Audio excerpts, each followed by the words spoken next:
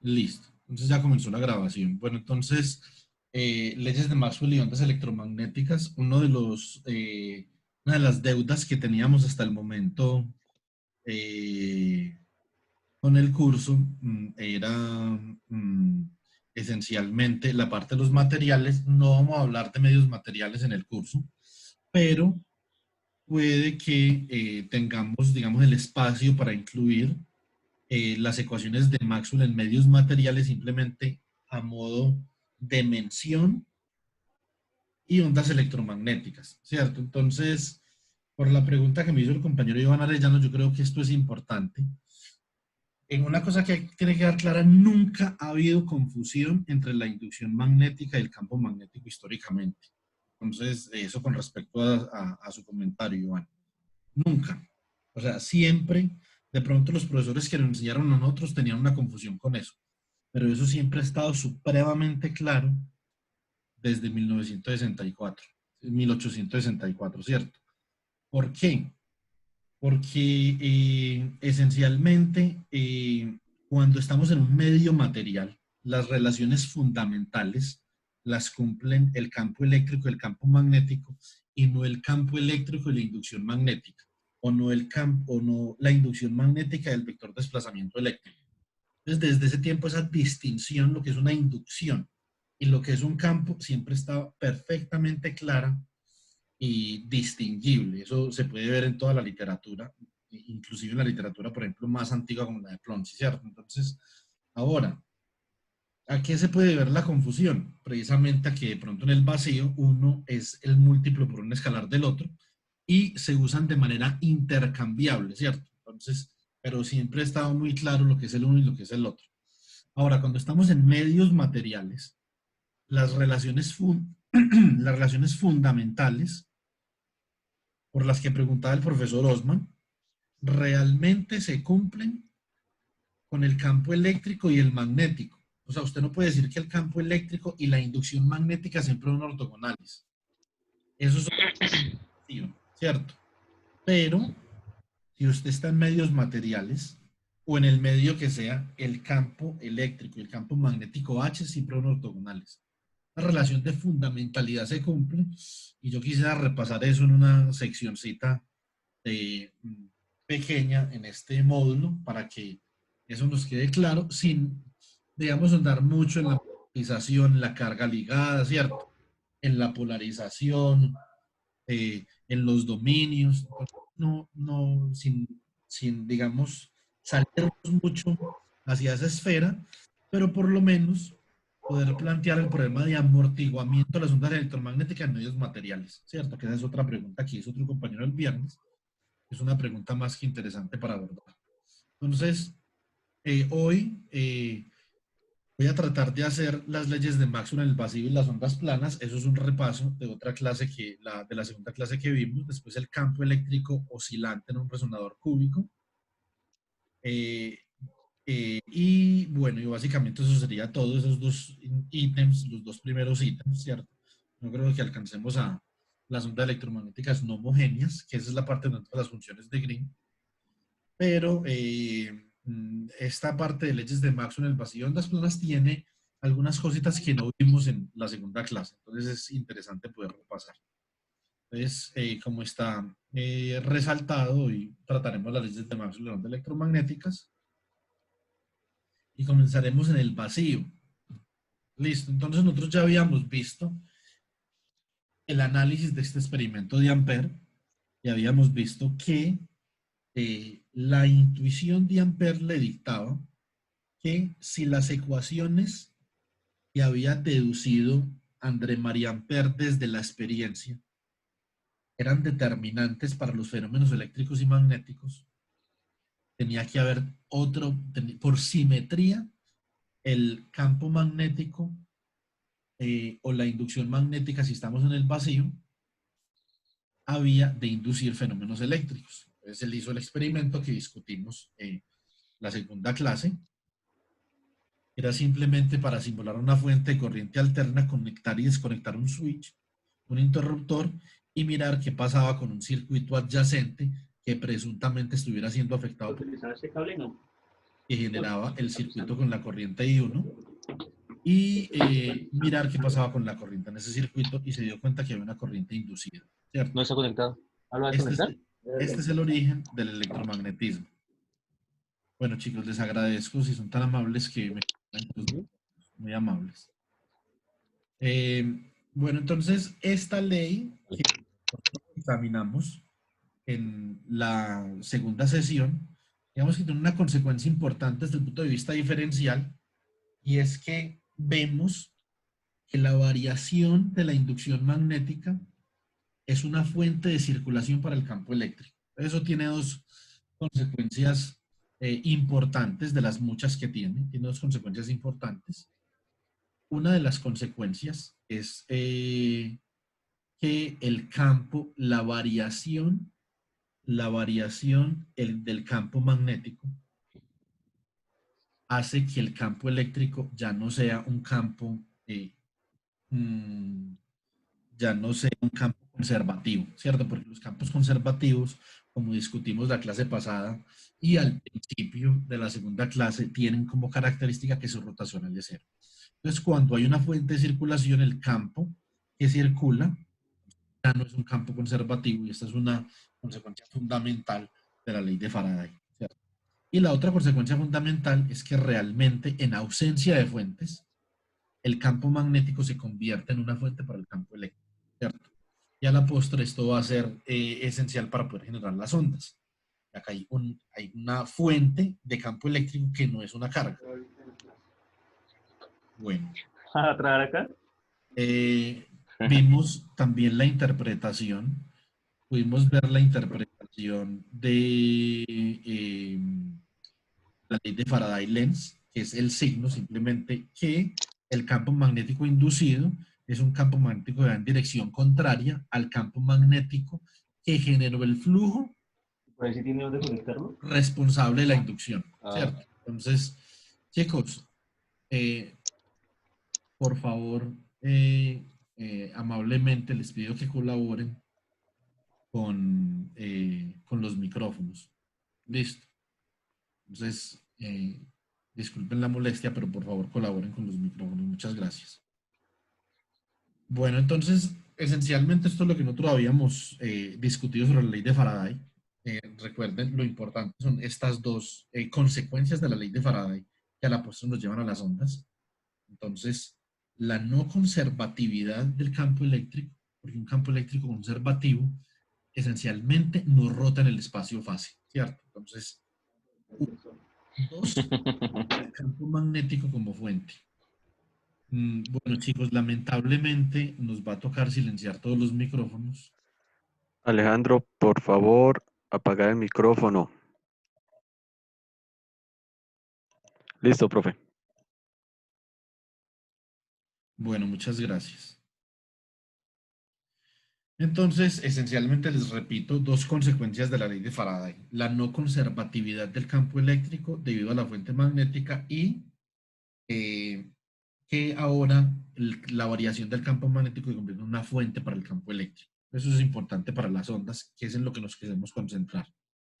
Ahora, otra pregunta que me hacía el compañero era sobre el trabajo de Maxwell. Entonces yo les había dicho, colocando en contexto la época, es ¿qué es lo grande, primero de todo, eh, de los matemáticos que mencionamos? Ni George Green tenía el nivel de Maxwell, ¿cierto? Entonces, o sea, Maxwell es, digamos, el faro de la electrodinámica, ¿cierto? Entonces, ¿por qué? Una pregunta que me hicieron, ¿por qué? Que de hecho, la pregunta se debe de formular así, para la persona que me la hizo. ¿Por qué Heaviside llegó a las ecuaciones que nosotros tenemos ahora? Y Maxwell siendo tan buen matemático, no, pues primero que todo porque la idea de Maxwell no era reducir el número de ecuaciones, como les digo, ese no era el problema de la época. Por eso hay que conocer bien realmente cuáles eran los problemas abiertos y qué era lo que Maxwell intentaba resolver, ¿cierto? O sea, Maxwell lo que intentaba no era reducir el conjunto de ecuaciones de la electrodinámica de forma tal que se le pudieran dar solución, ¿no? Maxwell lo que intentaba era unificar la teoría de la electrodinámica ahora como queremos unificar las teorías de la física. Entonces, que eso tenga solución o no es ahora lo de menos. O sea, que el problema de campo gravitacional, campo nuclear fuerte, débil, campo electromagnético, que una teoría, digamos, que abarque todo esto, tenga una teoría de campo, tenga solución, ¿cierto? O sea, eso es lo de menos. ¿Cierto? Que se puedan calcular observables es lo de menos desde que exista la teoría. Eso es lo primero, ¿cierto? Entonces, lo segundo es que hay que mirar cuál es la contribución de Maxwell, la contribución importante, ¿cierto? Entonces, la contribución importante de Maxwell realmente es una teoría electromagnética de la luz, ¿cierto? Entonces, digamos que en eso se centra la contribución de Maxwell. Ahora, para poder llegar allá, se necesitaba otro número de contribuciones, ¿cierto? Entonces, por ejemplo, analizar en detalle, se necesitaba analizar en detalle los papers de Michael Faraday sobre las líneas de fuerza, ¿cierto? Se necesitaba analizar en detalle la ley de Ampère y cómo la ley de Ampère, digamos, podía subyacer desde el principio de conservación de la carga. Entonces, todas esas contribuciones fueron las que llevaron a Maxwell a determinar que realmente cuando se acoplan las ecuaciones y se desacoplan, lo que obtenemos es la luz, ¿cierto? Entonces, ahora, que las ecuaciones de Maxwell, digamos que no estaban en un formato digerible para la comunidad física de la época, eso es cierto. Pero reorganizar lo que otro hizo, eso no es una contribución, ¿cierto? Entonces eso es importante. Entonces ahora, pero cuando se hace la pregunta sobre Heaviside y sobre Maxwell, la pregunta que hay que hacer es sobre Heinrich Hertz. Heaviside realmente, hasta donde yo tengo entendido, no tiene contribución en la física, ninguna, no se la conozco. Yo le conozco a Heaviside contribuciones en las ecuaciones derivadas parciales, en la integración de las condiciones de frontera a una solución en términos de funciones de Green, ¿cierto? Pero en física como tal, no la tiene. Eso es como decir que David Gilbert tiene una contribución en la física simplemente porque solucionó un problema geométrico más o menos paralelo a Einstein cuando estaban hablando de la relatividad general, ¿cierto? Entonces, él no tiene contribución en la física en ese sentido. Entonces, ahora, centrando en el trabajo de Maxwell, ¿qué es lo importante de Maxwell? Entonces, la corrección de la corriente de desplazamiento expresada en términos de campo eléctrico. Una cosa para notar, cuando estamos en medios materiales, ese campo eléctrico realmente se ve deflectado por la polarización, ¿cierto? Y entonces, para poder fundamentalizar esta ecuación hay que utilizar el vector desplazamiento eléctrico, no el vector campo eléctrico. ¿Listo? Entonces, eso tiene que quedar claro de esta formulación.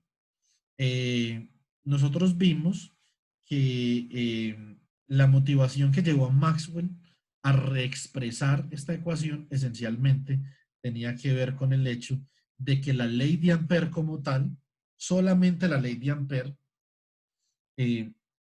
no cumplía con la ley de la conservación de la carga, que era una simetría esencial de la naturaleza, ¿cierto? Entonces, la carga no se crea ni se destruye, sino que simplemente cuando la carga está fluyendo es porque hay una divergencia de la densidad de corriente y esa divergencia de la densidad de corriente equivale al negativo o a la reducción de la densidad de carga dentro del volumen que se está considerando. Entonces, eso es esencialmente lo que vimos en esta diapositiva cuando estábamos haciendo esa discusión. Ahora, teniendo eso en cuenta, entonces comenzamos desde el lado izquierdo y miramos a ver si la ley de Ampère, tal como está planteada, entonces satisface el principio de la conservación de la carga. Y vemos que la divergencia de J es igual a 0. ¿Cuándo es la divergencia de J igual a 0? Cuando no hay fuentes variantes con el tiempo, ¿cierto? Entonces, realmente la ley de Ampère solamente satisface las condiciones electrodinámicas para problemas estáticos, ¿cierto? Pero no para problemas dinámicos, porque en general, como vemos al lado izquierdo en la parte inferior, en rojo más azul, la derivada de la densidad de carga con respecto al tiempo más la divergencia de J debe ser igual a 0. ¿cierto? Una ecuación fundamental. Ahora, si las ecuaciones que estamos formulando para la electrodinámica han de describir a cabalidad los fenómenos, entonces no pueden ser violatorias ni de las simetrías, ni de los hechos experimentales que nosotros ya damos por sentados, como la conservación de la carga, ¿cierto?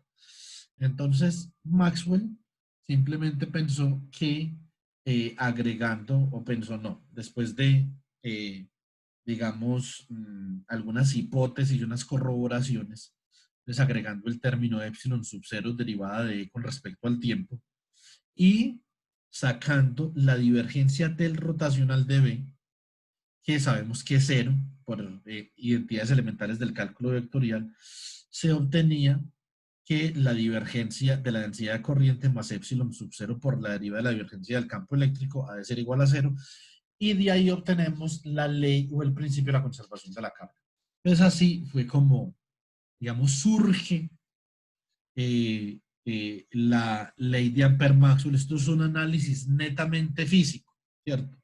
Desde el punto de vista teórico, no como Ampère, que fue deducido desde la experiencia, pero desde el punto de vista teórico.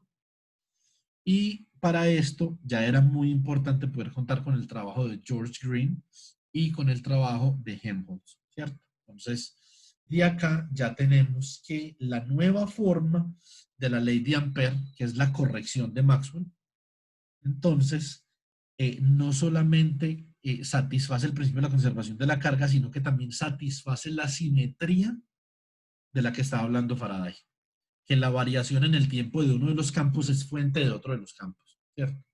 Entonces, esto es un trabajo muy importante. Recuerden, esto no es solamente matemático. O sea, acá hay un piso físico muy importante sobre todo este trabajo. Ahora, cuando nosotros queremos desacoplar estas ecuaciones, pues esencialmente nosotros tenemos un rotacional a un lado de la inducción magnética y un campo eléctrico al otro lado.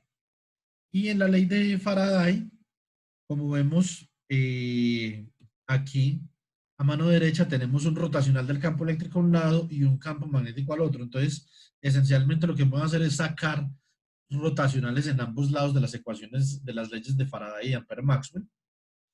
Y queda el rotacional del rotacional de un campo, que es el laplaciano vectorial, como podemos ver en la segunda línea, a la mano izquierda. Y en la primera línea, en la parte derecha de la ecuación, tenemos el rotacional de E, que sabemos de la ley de Faraday, que es simplemente la menos derivada de la inducción con respecto al tiempo. Así en la tercera línea igualamos laplaciano vectorial con la parte temporal. Y en la última línea obtenemos la ecuación electromagnética para la inducción magnética, ¿cierto? Entonces, es la ecuación de onda electromagnética. Vamos a ver dos cosas importantes. Esta es una onda plana y esta es una ecuación de onda vectorial. Listo, entonces ahí vamos a comenzar a, a sacar unos puntos que nos permitan distinguir las características esenciales de las ecuaciones de onda homogéneas. Bueno, ¿qué fue importante para simplificar el laplaciano vectorial en este caso? Que la divergencia del campo inducción magnética es igual a 0, ¿cierto? Ahora, como estamos trabajando sin fuentes, esto es importante, sin fuentes en el recinto de integración, ojo, en el recinto de integración puede haber fuentes de campo en otro lado por fuera del recinto de integración. ¿Qué distingue los fenómenos ondulatorios en el electromagnetismo convencionales con los fenómenos ondulatorios radiativos? En los radiativos, como vimos en la clase pasada para el caso de los potenciales, las fuentes están dentro del contorno de integración. ¿Listo? Entonces, eso es una distinción esencial. Ahora, de una forma similar, deducimos la ecuación de onda para el campo eléctrico, también es una onda plana. Entonces, todo eso hay que demostrarlo, pero vamos a ir despacio mirando cómo se llegan a las deducciones, vamos a ir despacio mirando lo de la velocidad, vamos a ir despacio mirando qué tipo de soluciones admiten las ecuaciones de onda homogéneas, bien despacio para poder construir un piso sólido con respecto a las ondas electromagnéticas y en general al mecanismo de las ondas, ¿cierto? Voy a revisar en este momento a ver qué participantes tenemos, para mirar a ver más o menos yo he conocido el grupo, cuáles son los de física, de ingeniería, por ahí mirando cuáles son las discusiones importantes que debemos de abordar. Bueno, muy bien. Entonces, ahora vamos a recordar esta última diapositiva. En el trabajo de Maxwell, esencialmente, digamos que una de las virtudes del trabajo de Maxwell desde el punto de vista físico fue darse cuenta que estas ondas se propagan a la velocidad de la luz en el vacío. Entonces, no era sencillamente una coincidencia, sino que estas ondas mismas tenían que ser la luz, ¿cierto? Es una contribución fundamental de Maxwell y realmente con este paper, que creo que a todos se los envié, A Dynamical Theory of the Electromagnetic Field, realmente con este paper comienza la teoría electromagnética de la luz, ¿cierto? Es que no vamos a poder ahondar mucho en la teoría electromagnética de la luz porque no tenemos, digamos, la disponibilidad de tiempo, pero es un punto muy importante. A partir sencillamente del análisis de ondas planas, nosotros podemos llegar tan lejos como las ecuaciones de Fresnel o la ley de Snell, solo con ondas planas. Entonces, realmente, este paper de Maxwell sienta las bases para nosotros poder inaugurar una teoría electromagnética de la luz, ¿cierto? No solamente la teoría geométrica de la luz, sino electromagnética también. Entonces, este es un punto importante. Después de que nos damos cuenta que estas ondas se propagan a la velocidad de la luz, entonces vamos a hacernos una pregunta importante. ¿Por qué le llamamos a este tipo de ecuaciones ondas? Entonces, primero,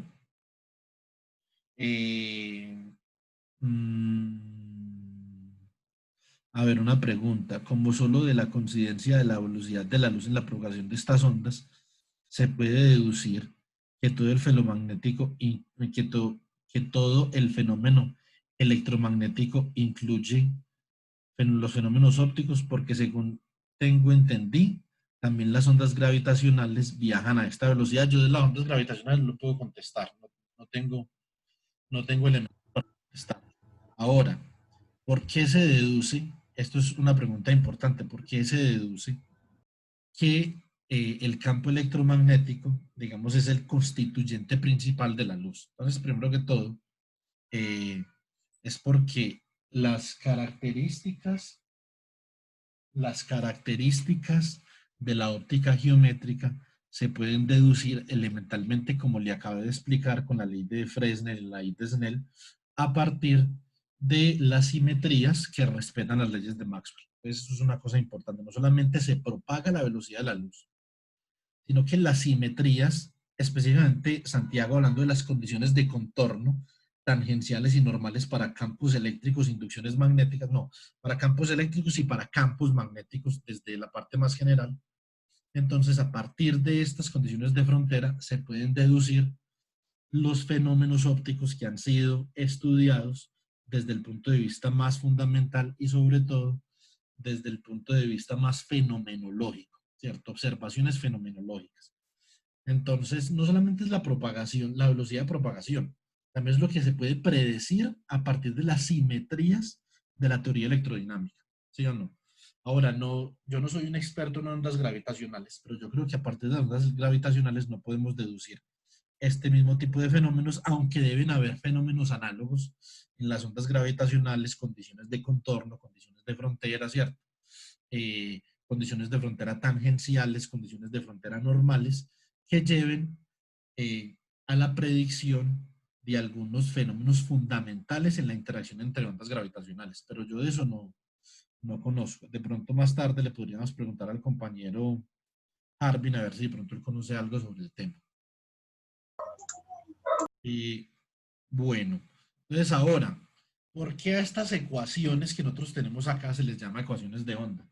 Esta pregunta la vamos a contestar en unos instantes, pero esencialmente esta ecuación aparece una y otra vez en todos los fenómenos en el amplio espectro de la física cuando estamos hablando de una perturbación que se comienza a propagar en el espacio, ¿cierto? Y esto es lo que nosotros conocemos como onda. Entonces, tanto cuando usted tiene una cuerda tensa, y digamos que usted tiene una cuerda fija entre dos extremos, la tensa un poquito como si fuera una guitarra y la suelta. Y entonces la cuerda simplemente comienza a vibrar alrededor de los dos puntos fijos entre los que está sostenida. Cuando uno hace un análisis mecánico sobre ese fenómeno, se da cuenta que obtiene una ecuación bastante similar a la que nosotros tenemos acá, ¿cierto? Otro fenómeno, por ejemplo, las ondas de presión, ¿cierto? Cuando usted ve, usted analiza cómo se desplaza la presión en un tubo, ¿cierto? Y cuál es la velocidad de desplazamiento de esas columnas de aire que se están desplazando, las columnas de aire comienzan a estar a una velocidad. Entonces usted obtiene una ecuación elemental, una ecuación en derivadas parciales, básicamente eh, geométricamente isomorfa con esta ecuación que nosotros tenemos acá. Entonces nosotros podemos decir, sin lugar a ambigüedades, que hay una universalización en los fenómenos de onda que permite describirlos de esta forma en ausencia de una perturbación y única y exclusivamente debido a las condiciones iniciales del problema, ¿cierto? Es que eso es lo que vamos a ver a continuación. Vamos a comenzar con la onda en una cuerda tensa. Yo sé que algunos de ustedes deben de tener, digamos que mucha experticia en esta parte de las ondas simples en cuerdas tensas, pero digamos que lo hago para sentar un contexto para que los otros compañeros que no tienen esa experticia se puedan más o menos como ubicar en el espacio-tiempo de lo que estamos hablando cuando nos referimos a ondas. Entonces, ¿qué tenemos acá? Nosotros tenemos en el gráfico de la parte superior, tenemos simplemente una cuerda que está fija entre un extremo y otro extremo, y esos extremos están separados a una distancia L, ¿cierto? Entonces, digamos que usted puede decir que usted fijó esa cuerda en X igual a 0 y en X igual a L. ¿De dónde es que nosotros obtenemos información dinámica de los fenómenos? Pues típicamente lo que nosotros hacemos es que dividimos los sistemas en segmentos infinitesimales, en áreas infinitesimales, en volúmenes infinitesimales, ¿cierto? Y analizamos la física en ese contexto infinitesimal y después utilizamos el cálculo para generalizar, ¿cierto? Entonces, ¿qué vamos a hacer? Nos vamos a concentrar en este segmento de la cuerda que yo he dibujado en azul, ¿cierto? Es un segmento, como podemos ver, que tiene un espesor de dx, ¿cierto? Porque está entre x y x más dx. Y realmente lo que nosotros podemos demostrar después de hacer un análisis matemático sobre ese segmento, incluyendo las fuerzas que intervienen en este tipo de problemas, es lo siguiente.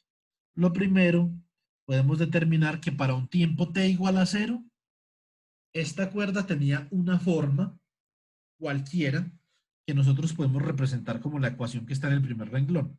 Simplemente una función de x para tiempo igual a 0, ¿cierto?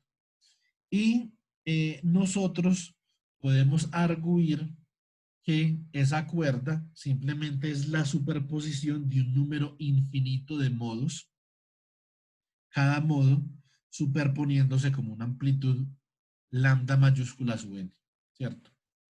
Ahora, este tipo de representaciones que nosotros tenemos acá, vamos a ver el día jueves, que se conocen como series de Fourier. Una serie de Fourier simplemente es una representación de una función periódica, ¿cierto? En términos de la superposición de senos y cosenos. En este caso, solamente de senos, eso tiene una razón que tiene que ver con la simetría de la condición inicial de esa cuerda, ¿cierto? Entonces, si yo digamos, establezco un eje de simetría de esa cuerda, por ejemplo, en X igual a L medios, entonces me puedo dar cuenta que esta cuerda realmente va a ser mejor representada por senos que por cosenos, ¿cierto? Entonces, si esta cuerda, digamos, en X igual a 0, estuviera pendiendo, por ejemplo, estuviera pendiendo o tuviera una amplitud de X, de phi sub 0, de X, T o de 0, T, pues entonces de pronto podríamos introducir un coseno, pero así tal cual la tenemos, esta cuerda tensa tiene aparentemente una simetría impar, por lo tanto, tiene sentido expresarla como la sumatoria o como la superposición de modos impares, como lo podemos ver. Ahora, para un tiempo arbitrario, esto no lo vamos a hacer en clase hoy, lo vamos a hacer pero no hoy. Para un tiempo arbitrario podemos demostrar que la solución para esta onda propagándose en esa cuerda tensa es psi de x, t igual a la superposición de los senos, pero multiplicada por un factor cosenoidal en el tiempo.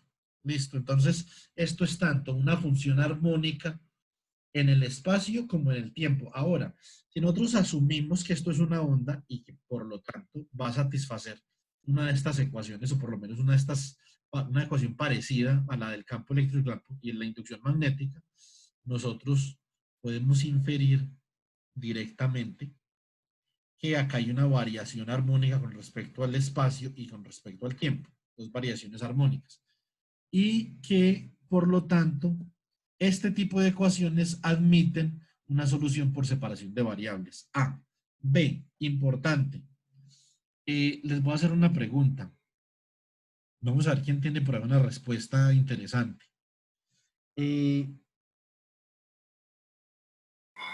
Seno, por ejemplo, si seno de pi x sobre L por coseno de pi t por C sobre L son soluciones, yo cómo puedo justificar que la superposición de esas funciones armónicas sean una solución. Si un conjunto de este producto es solución, ¿por qué la suma de esos conjuntos también es solución? Profe, por la simetría. No, no tiene que ver nada con el problema físico. Esto es una cuestión matemática.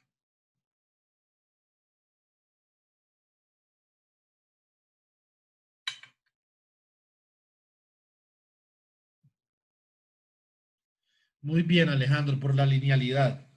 Entonces, para sistemas lineales,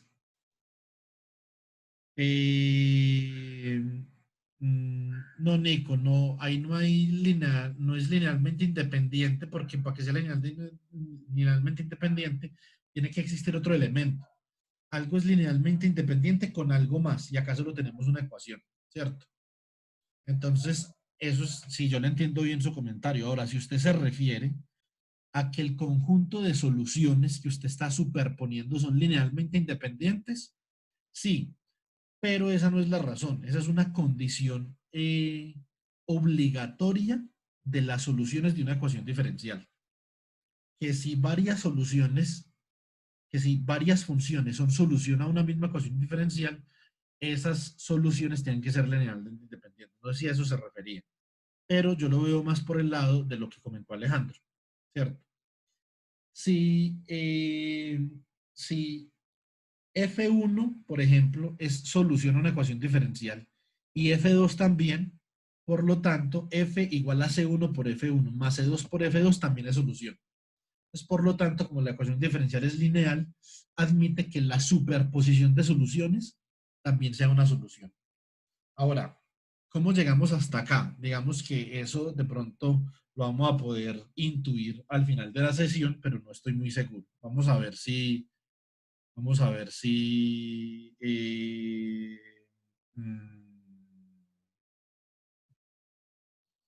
sí, Ricardo, realmente eso es lo que acabamos de decir. No sé qué es lo que usted quiere aportar ahí. Entonces, mm, bueno, No, la completez de la base, Harpin, la completez de la base es una condición necesaria para que sea solución, ¿cierto?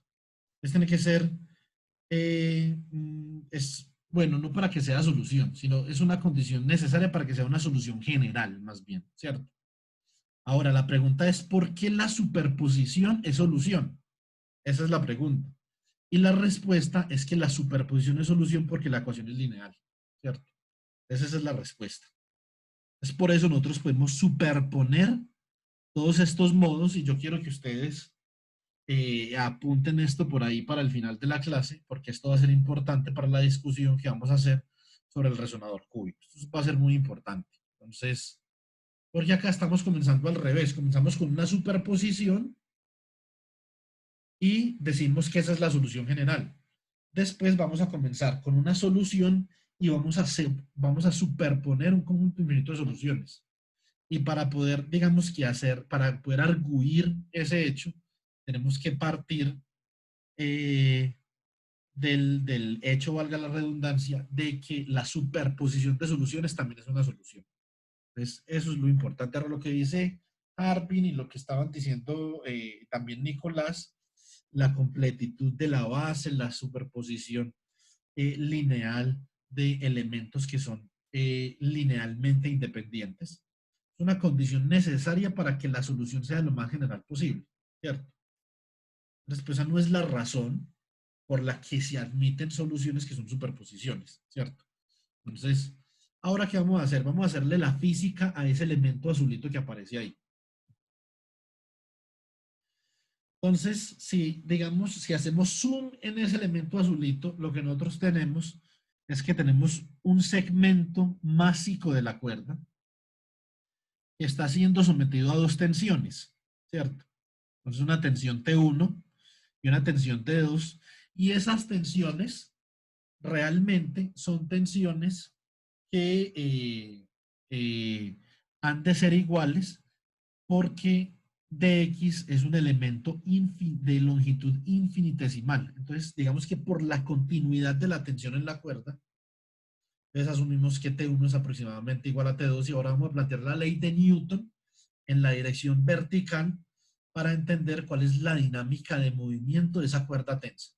Porque esa dinámica de movimiento de esa cuerda tensa es lo que a la postre nos va, digamos que a desembocar en una ecuación de movimiento para entender esa dinámica.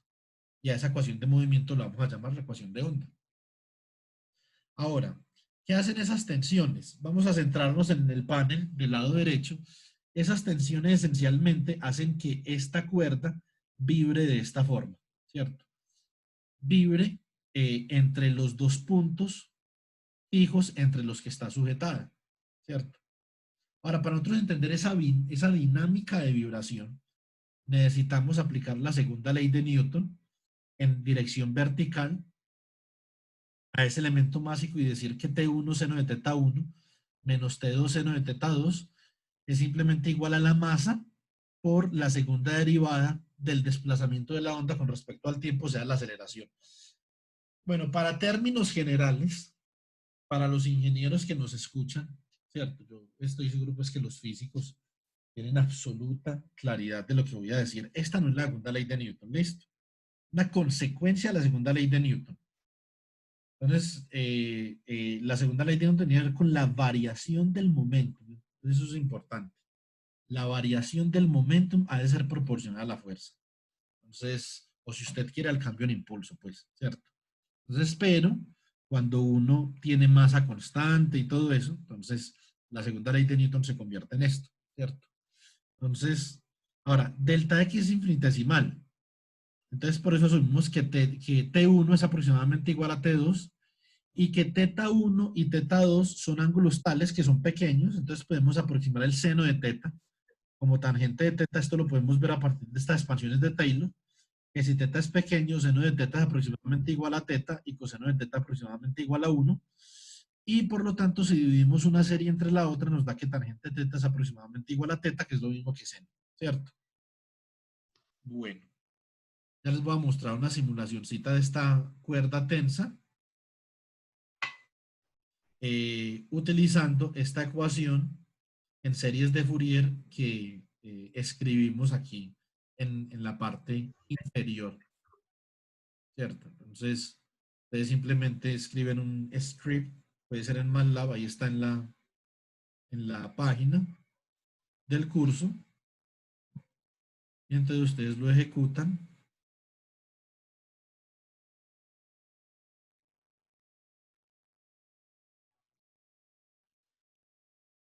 Y pueden ver esencialmente cómo se puede obtener la vibración de la cuerda. Esto es lo que yo estoy haciendo, simplemente graficar esa solución para diferentes valores de t, ¿cierto? Entonces,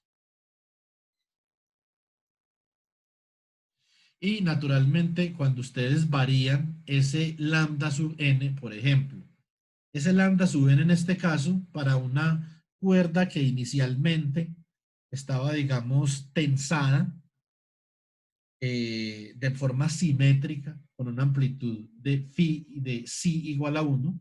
Entonces, el coeficiente de Fourier, como ustedes pueden ver acá, es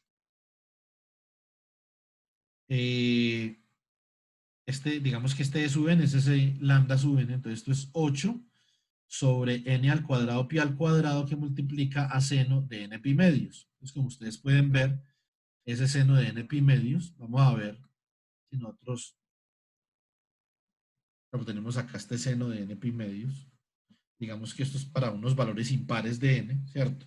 Realmente porque esa cuerda tiene una simetría impar, entonces 1, 3, 5, 7, 9, 11. Como ustedes pueden ver, estos son valores alternantes. Entonces realmente esa serie es una serie alternada. Y digamos por el factor cosenoidal que depende del tiempo, entonces obtenemos esencialmente ese comportamiento vibratorio de la cuerda tensa entre x igual a 0 y x igual a L. Si ustedes, por ejemplo, le quitan el cuadrado, entonces ese coeficiente de Fourier corresponde a una condición inicial específica y el coeficiente de Fourier es simplemente las representaciones de Fourier de esa condición inicial, que es esencialmente lo que hicimos en la primera línea. Escribimos a f de x como una serie de Fourier. Entonces, supongamos que nosotros le quitamos ese cuadrado, entonces eso ya corresponde a otra condición inicial diferente. Entonces, lo podemos también simular. Y naturalmente, entonces obtenemos otro tipo de onda, ¿cierto? Entonces, que también está vibrando entre las posiciones fijas, pero realmente tiene un contenido armónico un poco diferente al contenido armónico que tenía simplemente esa cuerda como la habíamos tensado inicialmente, ¿cierto? Bueno. Vamos a volver acá. Pueden revisar de pronto por curiosidad qué condición inicial corresponde a un coeficiente de Fourier que varía como 1 sobre n y no como 1 sobre n al cuadrado. A ver quién de pronto puede hacer esa investigación y me comentan estos días a ver qué descubrió. Listo. Entonces, esa simulación está en la página. Ustedes la pueden descargar y la pueden ejecutar. No es nada del otro mundo, es simplemente una suma de acumulación. Esta suma y simplemente graficar para cada instante de tiempo. Para saber la onda, digamos, cómo varía su contenido armónico en el tiempo. ¿Cierto? Bueno. Entonces ahora estábamos acá. Como podemos ver, esa cuerda tensa, digamos que comienza a vibrar entre sus posiciones de equilibrio. Y ahora lo que nosotros queremos hacer es aplicar esta aproximación a T1 seno de teta 1 menos T2 seno de teta 2, por lo que obtenemos que esto es igual a T, que multiplica tangente de teta 1 menos tangente de teta 2, y las tangentes son sencillamente las derivadas, ¿cierto? De esta función de onda que representa el desplazamiento de la cuerda tensa en el eje Y. Entonces simplemente la derivada en x más dx menos la derivada en x. Y como nosotros podemos ver a partir de la definición de la tercera línea, este término en rojo que nosotros tenemos acá no es otra cosa que dx por la segunda derivada de la onda con respecto al desplazamiento, ¿cierto? Si reemplazamos todo otra vez en la segunda ley de Newton, aquí en la parte donde lo escribí en púrpura, entonces ¿qué nos queda? Dx por t por segunda derivada con respecto a x. es igual a la masa por la segunda derivada con respecto al tiempo, que sería la aceleración de la onda, pero la masa la podemos expresar como la densidad de masa mu por el diferencial de longitud en el que esa masa se está concentrando. Podemos cancelar el dx con el dx y ¿qué nos queda? Allá abajito en la parte izquierda nos queda que la segunda derivada de la onda con respecto a x es igual a mu sobre t por la segunda derivada de la onda con respecto al tiempo, esto es igual a 1 sobre c cuadrado, por la segunda derivada de la onda con respecto al tiempo, donde c es la raíz de la tensión sobre la densidad másica. Interesante, por ejemplo, los casos de las ondas, como el caso de la onda electromagnética, donde esa velocidad se puede expresar como función de las constantes del medio, como epsilon sub 0 y mu sub 0, ¿cierto? En este caso no es así. En el caso del sonido también, ¿cierto? Entonces, si analizamos las unidades de t sobre mu, como podemos observar, nos dan unidades de velocidad al cuadrado, entonces digamos que en ese orden de ideas estamos en paz con esta ecuación, que en esencia la podemos reescribir como vemos en azul, como una ecuación de onda, y la podemos solucionar con esa superposición de senos y cosenos. Cada uno, por lo que mencionó Nicolás y el otro compañero, cada uno de esos términos es solución a esa ecuación de onda y la suma de ellos también es solución, por lo que mencionó el compañero Alejandro Quiroga. Listo. Entonces, vamos a hacer un resumen. Ecuación de onda lineal. Se puede solucionar mediante la separación de variables, es decir, la solución de una ecuación de onda se puede expresar como una constante por el producto de una función en x y una función en t, por lo menos en 2 dimensiones, ¿cierto? Y tercero, la suma de esas soluciones también es solución debido a su linealidad. Ahora, ¿será que todas las ondas son lineales? Naturalmente que no. O sea, los mecanismos que estamos utilizando para describir estos fenómenos ondulatorios son mecanismos supremamente triviales. Entonces, vamos a observar en esta onda. Por ejemplo, aquí en ningún momento hemos hablado de disipación, ¿cierto? En el caso mecánico de esta cuerda tensa, si habláramos de disipación, tendríamos que hablar de qué, por favor, en el chat. Cuando hablamos de disipación, en esta cuerda tensa, ¿hablamos de qué?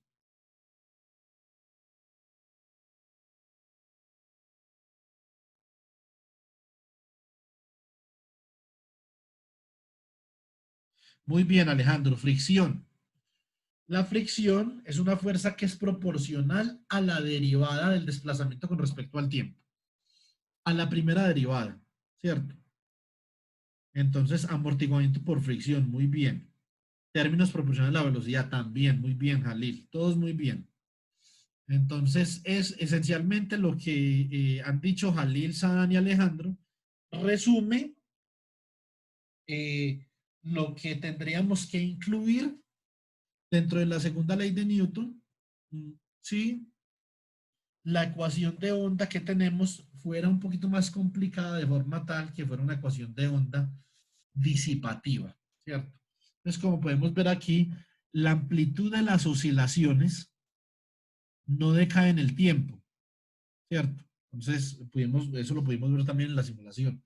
No decae en el tiempo la amplitud de las oscilaciones. Entonces uno me pregunta, venga, ¿y eso por qué será? Entonces, pues esencialmente porque no hay ninguna fuente de disipación de energía, ¿cierto? Es como si fuera un circuito de RLC. Usted tiene energía en forma de campo eléctrico en el capacitor y esa energía se la traspasa de manera resonante al inductor que almacena energía en forma de campo magnético. Y lo importante ahí es que la energía siempre va a ser igual, o la densidad de energía va a ser igual a un medio de epsilon sub 0 por el campo eléctrico al cuadrado más un medio más 1 sobre 2 mu sub 0 por el campo, por la inducción magnética al cuadrado, y eso nunca va a cambiar. Es decir, siempre esa energía es constante, no hay ninguna fuente de disipación ahí, ¿cierto? Entonces, desde que esa suma de esas dos energías en el capacitor y en el inductor sea una constante, entonces digamos que no hay disipación. Pero cuando ya hay disipación, entonces la energía comienza a decaer, ¿cierto? Y las funciones de onda también. Esto pasa tanto en la mecánica cuántica como en la mecánica clásica. Ahora, si volvemos a la ecuación de onda electromagnética, también es una ecuación trivial en esos términos. Tiene variación armónica, bueno, todo eso. Entonces, muy lineal. Pero, ¿cuál sería, vamos a ver, cuál sería la fuente de disipación, el mecanismo de disipación en el caso electrodinámico? ¿Quién tiene alguna idea? A los que se quedaron en la clase pasada, yo les hice una mención al respecto. Muy bien, Sadán, el medio material. El medio material sería la fuente de disipación de la energía electromagnética en este caso.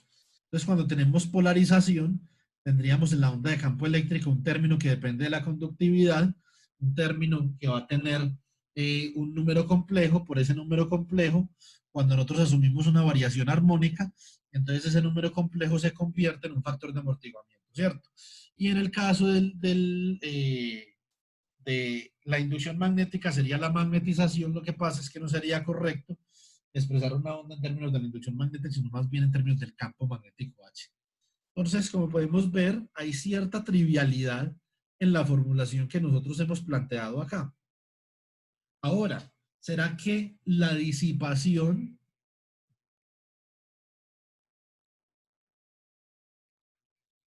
bueno, ahí sí no sabría contestarle, Jalil, la verdad. Entonces, no sé muy bien a qué se refiere. Si de pronto me puede explicar un poquito, le agradecería. Entonces, ahora, una otra pregunta. Eh, ¿Será que la disipación contribuye a que la onda sea no lineal?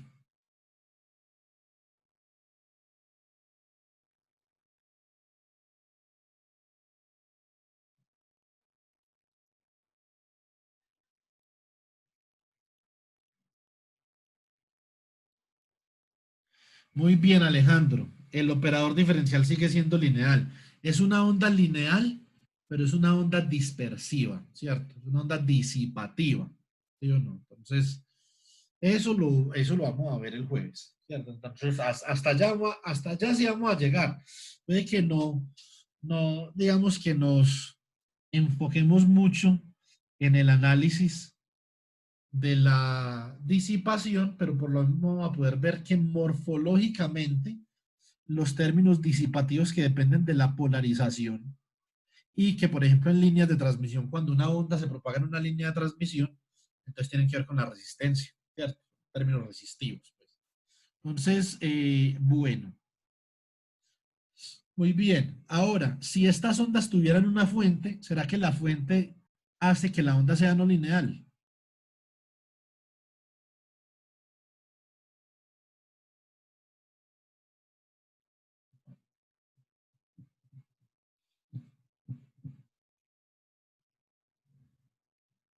Fuentes. Las fuentes hacen que la onda sea no lineal.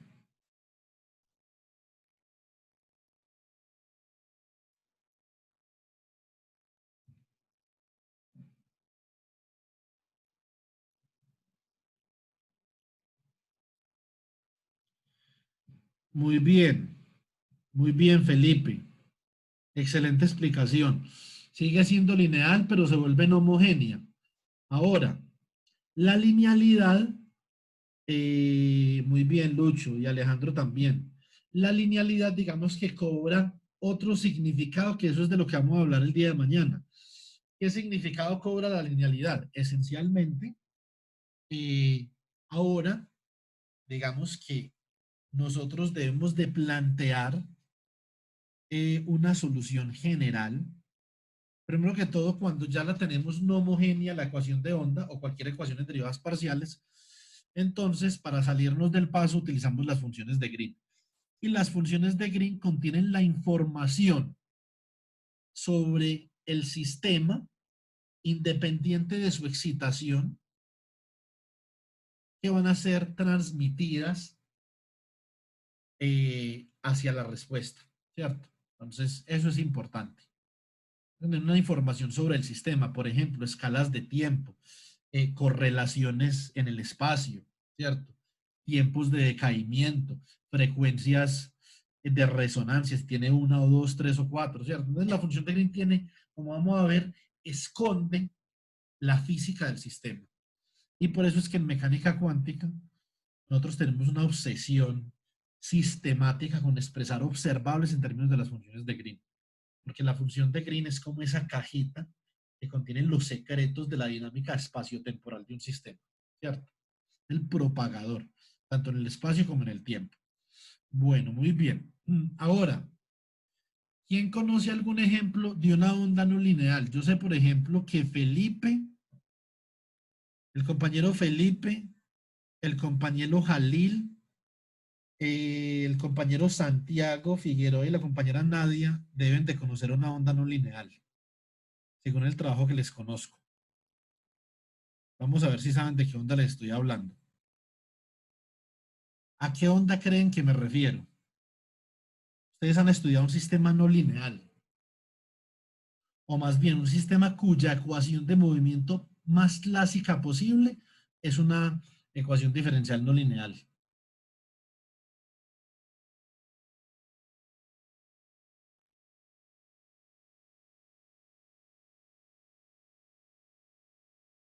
Ese es un ejemplo. Eso, Santiago, muy bien. El condensado de Bose-Einstein, Santiago, ¿qué ecuación caracteriza el condensado de Bose-Einstein en el límite de interacciones más débiles? Muy bien, Gross-Pitaevsky. Esa es la respuesta que yo quería. Excelente, Santiago. Y excelente también, Harvey. Ahora, Harvey tiene parte de la respuesta a la pregunta que yo voy a hacer sobre lo que plantea Santiago. La ecuación de Gross-Pitaevsky, ¿qué tipo de soluciones admite? Concentrémonos en una dimensión.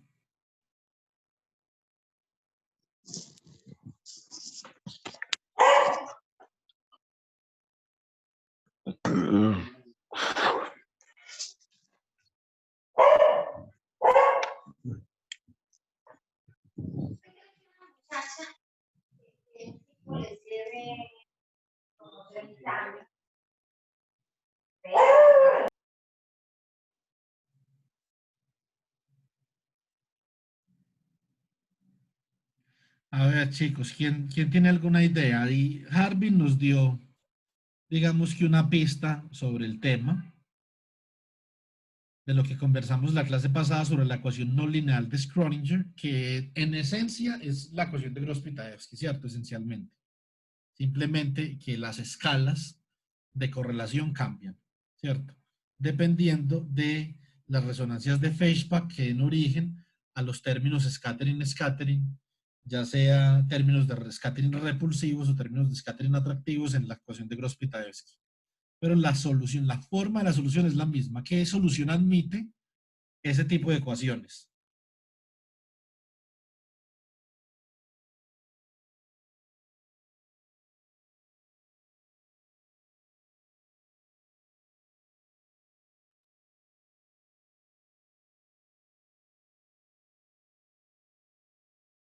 Muy bien, Harbin. Solitones. Solitones. Los solitones son interesantes porque los solitones son ondas, pero tienen un comportamiento muy como partículas. Los solitones son la solución a una ecuación de onda no lineal, ¿cierto? Son la solución a una ecuación de onda no lineal y los solitones tienen la característica de que están localizados en el espacio y se propagan en el tiempo, pero sin perder, no se dispersan, ¿cierto? Es decir, tienen una dispersión fija y se concentran alrededor de esa localización. Eso es lo que son los solitones y tienen unas características como solución a sistemas no lineales supremamente interesantes. Por ejemplo, la colisión entre solitones sobrevive de manera elástica, ¿cierto? Entonces, si yo tengo un condensado de Bose-Einstein, yo puedo hacer con un condensado de Bose-Einstein algo parecido a lo que planteamos la clase pasada, con el efecto Hammond-Bomb. Yo puedo condensar un conjunto de átomos, diga usted, por ejemplo, átomos de rubidio, ¿cierto?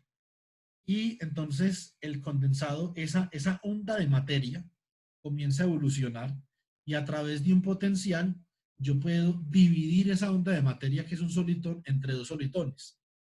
Y puedo hacer que uno de esos solitones adquiera una fase de Berry o una fase geométrica no trivial y que el otro no, y después que los dos solitones interfieran. El patrón de interferencia de esos dos solitones, una característica de los solitones, va a contener información esencial sobre los átomos que constituyen o la física constituyente del solitón, por ejemplo, ¿cierto? Entonces, otro ejemplo de las ecuaciones no lineales, ¿cierto? Sería, en un segundo, busquemos, por ejemplo,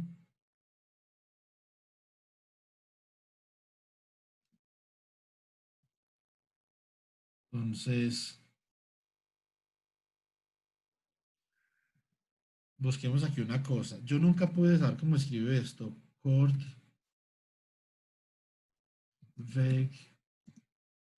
Sí, así. Entonces, por ejemplo, esta es una ecuación típica, esta es una clásica no lineal. Una ecuación para estudiar la no linealidad, esta es una clásica. Ahora, ¿cuáles serán los términos? Esta es una ecuación naturalmente que acaba por una ecuación homogénea, ¿cierto? Entonces, usualmente los documentos en inglés son mejores. Entonces, esta ecuación es una ecuación que admite una solución solitónica, tal por ejemplo como la ecuación de Gross-Pitabesi, como la ecuación no lineal de Schrödinger, inclusive el modelo SSH para el poliacetileno, también si nosotros obtenemos las ecuaciones de movimiento para el modelo SSH desde Lagrangiano, también esas ecuaciones de movimiento admiten solución solitónica. ¿Listo? Entonces, y desde el punto de teoría de campos con el Lagrangiano, entonces así es como luce la ecuación Korteweg-de Vries, y que es una ecuación homogénea pero no lineal, ¿cierto? Ahora, aquí más o menos muestran la solución, aquí en esta simulación. Si estuviéramos, por ejemplo, en un curso de ondas de choque o algo así, podríamos haber simulado esto. Estas son ecuaciones interesantes. ¿Cuál es la distinción que distingue a esa ecuación no lineal de las que nosotros tenemos? Y usted ya no puede argumentar tan alegremente que la solución sea la superposición de soluciones individuales, ¿cierto? Entonces, y tampoco puede argumentar tan alegremente que la solución sencillamente sea eh, factorizable como el producto de funciones en términos de sus grados de libertad. Entonces, digamos que esa es la discusión que nosotros debíamos de dar sobre las ecuaciones de onda, los tipos de las ecuaciones de onda y todo eso. Ahora, eh, si bien, si bien, si bien las ecuaciones o los solitones se propagan en el tiempo, que eso es una característica, la propagación en el tiempo no tiene que ver con la naturaleza lineal de la onda. Eso es importante. Eso no tiene que ver con la naturaleza lineal de la onda. Entonces, la propagación en el tiempo, tiene que regálenme un segundo que a veces la barra de herramientas me interfiere ahí un pelín con el modo de lectura completa. Lo que yo le estaba diciendo es que la linealidad de la onda o la no linealidad de la onda no determina que la solución sea una solución que se propaga, como vamos a ver a continuación. Lo que determina eso, esencialmente, es la condición de la onda. Una onda es una perturbación que se propaga, sea lineal o no lineal. Lo que pasa es que las ondas que son lineales usualmente mantienen su forma, ¿cierto? Y físicamente mantienen su forma, son un seno, un coseno, son la suma de ambos, ¿cierto? Entonces en el tiempo, y si son periódicas, entonces se repiten en el tiempo. Las ondas no lineales no. Entonces, además de que no se pueden expresar como la suma de unos modos, ¿cierto? Regálame un segundo, yo miro.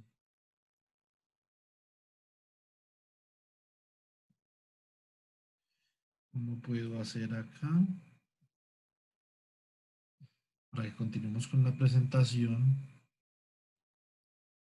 Bueno, bien. Listo, entonces ahora, vamos a mirar un poquito el caso de los campos electromagnéticos, son ondas vectoriales.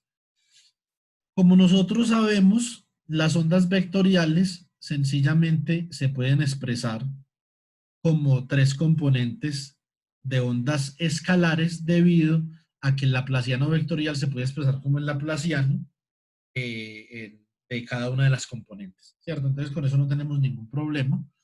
Y simplemente, si todo el problema vectorial es igual a cero, entonces las componentes independientes del problema vectorial son también iguales a cero, ¿cierto? Entonces, ¿qué vamos a hacer ahora?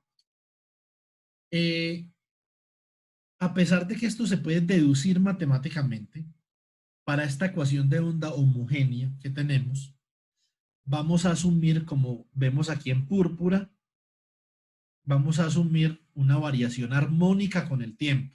¿Listo? Entonces, ¿qué es lo que nosotros tenemos? Nosotros cuando tenemos la variación armónica con el tiempo, el laplaciano sencillamente es la variación armónica multiplicada por el laplaciano de la parte que varía en el espacio, pero la variación temporal, que es la derivada temporal segunda que la calculamos en el último renglón, esa sí nos da menos omega cuadrado por la variación espacial multiplicada por la variación armónica. Ahora, cuando la reemplazamos en nuestra ecuación de onda y hacemos, digamos que un poquito de álgebra, muy poquito la verdad, entonces obtenemos la ecuación de Helmholtz, que es una ecuación independiente del tiempo, en donde tenemos que un laplaciano más omega al cuadrado sobre c al cuadrado por la función de onda es igual a cero. Esta es la ecuación homogénea de Helmholtz, ¿cierto?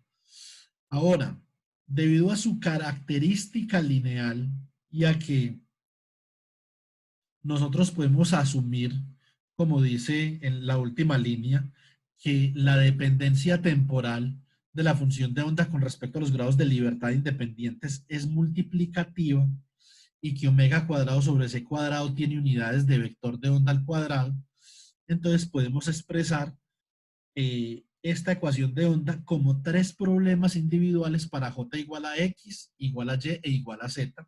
Simplemente tres problemas de ecuaciones diferenciales ordinarias. Ahora, estos problemas, cuando yo soluciono este problema, la ecuación de Helmholtz, o que la ecuación de Helmholtz surge, recuerden, porque es lineal, no hay disipación. O sea, este es un caso bastante trivial del estudio de las ondas. Entonces, la ecuación de Helmholtz en 1D, entonces sabemos que tiene una solución que varía de forma armónica con el espacio, porque esto es simplemente un oscilador armónico, ¿cierto? Es decir, en tres dimensiones es el producto de los tres osciladores y las tres constantes las reúno en una sola constante alfa y me queda así el producto escalar E a la I K punto R, ¿cierto? Ahora, la solución total de la ecuación de Helmholtz, cuando yo ya la reúno con la parte armónica, entonces me queda alfa que multiplica a E a la I K punto R menos omega T, ¿cierto? Entonces ahora, ¿cómo hemos visto nosotros en los libros y en los documentos que leemos, cómo varían los campos eléctricos y magnéticos en una onda electromagnética, como muestra la figura? E, por ejemplo, va a estar en la dirección a Z y va a tener una variación en KY menos omega T, donde menos omega T es simplemente una fase que determina cómo va evolucionando en el tiempo la onda, cómo viaja en el tiempo, ¿cierto? Y B, la inducción magnética, es un vector que tiene la misma dependencia escalar que E, pero va en una dirección diferente.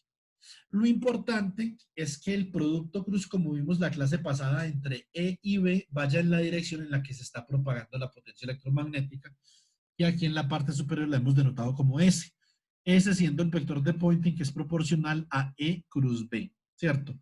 Ahora, acá vamos a hacer una distinción muy importante. Yo les había dicho la semana pasada que la ecuación de onda de Schrödinger se puede ver sin ningún problema como un problema clásico. ¿Cuál es la diferencia de la ecuación de onda de Schrödinger con otras ecuaciones de onda en la física clásica? Primero, que la ecuación de onda de Schrödinger tiene coeficientes complejos, ¿cierto?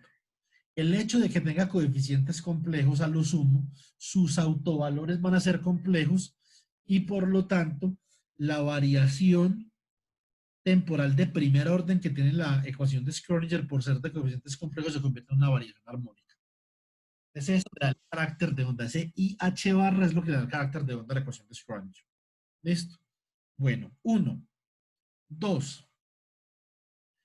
Toda función de onda que sea solución a la ecuación de Schrödinger también es solución a una ecuación de onda convencional y le podemos hallar la velocidad. ¿Listo? Entonces, ¿cuál será la distinción fundamental entre una solución a una ecuación de Schrödinger y una ecuación a una solución y la solución a una ecuación de onda clásica? Esta es la diferencia. La diferencia es que la función de onda en la ecuación de Schrödinger no es observable. Eso significa que sin ningún problema puede ser compleja. Y de hecho lo es, ¿cierto? 1. 2. La solución a la ecuación de onda clásica que nosotros hemos venido desarrollando el día de hoy. Entonces es una solución, es un observable, porque usted, por ejemplo, las perturbaciones en una cuerda tensa las puede ver, ¿cierto? Usted las oscilaciones del campo eléctrico y el campo magnético las puede ver en experimentos de interferometría, ¿sí o no? En experimentos de doble rendija. Usted, por ejemplo, puede ver los desplazamientos de una columna de gas, por lo tanto puede ver las ondas de presión que se desplazan en una columna, ¿sí o no? Entonces, realmente ese sí es un observable, por lo tanto, nosotros a este tipo de ecuaciones, lo que vamos a hacer es que como vemos que la solución total a la ecuación de Helmholtz es alfa por E a la I k.r menos omega t, esa ecuación la vamos a descomponer en términos de sus términos, o la vamos a simplificar en sus componentes reales e imaginarios, y vamos a adoptar solamente la solución real. ¿Listo? Ahora, si hacemos eso, podemos asumir que alfa también es un número complejo, ¿cierto? Porque es una constante. Nada nos dice a nosotros que alfa no pueda ser complejo. Reemplazamos alfa complejo como alfa r más i alfa i. Expresamos e a la i kr menos omega t en términos de su representación de Euler. Y así expresamos a psi drt, que es la solución de la ecuación de onda, como una parte real y una parte imaginaria. Y si solamente nos quedamos con la parte real, entonces obtenemos que la parte real es simplemente un A coseno de K.R menos omega t más beta, donde beta es una fase. Y esa fase viene dada por tangente de beta es igual a la parte imaginaria de alfa sobre la parte real de alfa, y la amplitud es simplemente la raíz de la parte real de alfa al cuadrado por la parte, más la parte imaginaria de alfa al cuadrado. ¿Qué es lo que hicimos? Simplemente hicimos que teta es K.R menos omega t, alfa R es A coseno de beta y alfa I es A seno de beta. Y expandimos, dijimos que A coseno de teta menos, alfa R coseno de teta menos alfa I seno de teta, que es esencialmente lo que teníamos acá para la parte real de la solución, ¿cierto? Simplemente tratamos de encontrar una identidad trigonométrica compuesta que expandida nos diera algo parecido. Entonces, lo que hicimos fue que expresamos esto como A coseno de teta más beta, y es A coseno de beta, coseno de teta menos A seno de beta, seno de teta, y así podemos hallar simplemente por relaciones A y beta. Listo. Entonces ya tenemos la solución.